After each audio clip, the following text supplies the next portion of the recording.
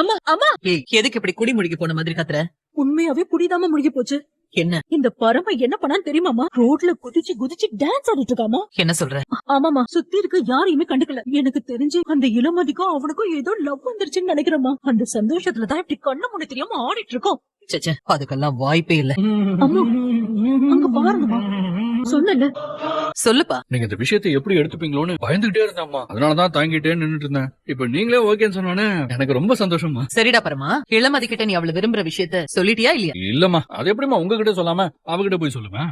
இனிமேதாம்மா சொல்ல போறேன். சரி சரி, நல்ல முடிவுதான், போய் சொல்லிடு. சரிம்மா, இதை சொல்லிட்டு வந்துடுறேன். பரமா, சொல்லுங்கம்மா. அது எனக்கு ஒண்ணு தோணுதுடா. என்னதான் இருந்தாலும் அவளும் ஒரு சராசரி பொண்ணு தானே. பாரு, இப்பதான் அவ கல்யாணம் வேற நின்னு இருக்கு. அவ மனசுக்குள்ள இன்னும் அந்த காயம் ஆறி இருக்காது பரம். அப்படி இருக்கும்போது நீ போய் நான் உன்னை விரும்புறேன்னு அவகிட்ட சொன்னேன்னு அவ உன்னை பத்தி என்ன நினைப்பா? ஸ்ரீ சார், இளமதி கழுத்துல நீங்க தாலி கட்டுவீங்கன்னு பார்த்தா கடைசி நேரத்துல அந்த பரம வந்து மொத்தத்தையும் கெடுத்து விட்டுட்டானே. என்ன முறைச்சு என்ன பண்றது ரிஷி சார்? அந்த வீட்ல என்னடான்னா பரமனை தலைக்கு மேல தூக்கி வச்சு கொண்டாடிக்கிட்டு இருக்காங்க. நாளைக்கு பரமனுக்கு விருந்து சமைச்சு போட போறாங்களாம். என்ன சொல்றீங்க? ஆமா, இப்பதான் அந்த குடும்பத்து மானத்தையே காப்பாத்தி குலதெய்வமாவே ஆயிட்டானு. அதனால அவனுக்கு விருந்து சமைச்சு போட போறாங்களாம்.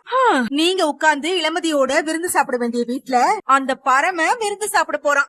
நினைக்கவே கேவலமா இருக்கு. இன்னும் கொஞ்ச நாள் தான், நான் கண்டிப்பா வெளியில வருவேன். நான் இல்லாத நாள்ல அங்க என்னென்ன நடக்குதுன்னு எனக்கு உடனே இன்ஃபார்ம் பண்ணணும்.